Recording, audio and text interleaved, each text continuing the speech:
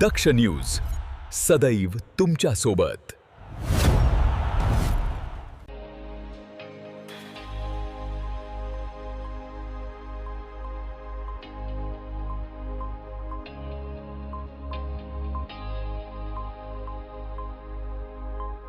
नाशिक शहरातील भद्रकाली परिसरात मुसळधार पावसाच्या पार्श्वभूमीवर एक जुना वाडा अचानक कोसळण्याची घटना घडली आहे।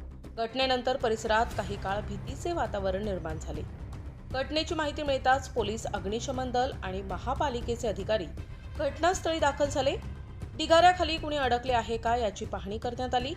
प्राथमिक माहितीनुसार या घटनेत कोणतीही जीवितहानी झालेली नसल्याचे समोर आले आहे। सततच्या पावसामुळे जुनी आणि जीर्ण इमारत धोकादायक ठरत असून नागरिकांनी अशा इमारतींपासून दूर राहावे, तसेच प्रशासनाच्या सूचनांचे पालन करावे असे आवाहन करण्यात आले आहे।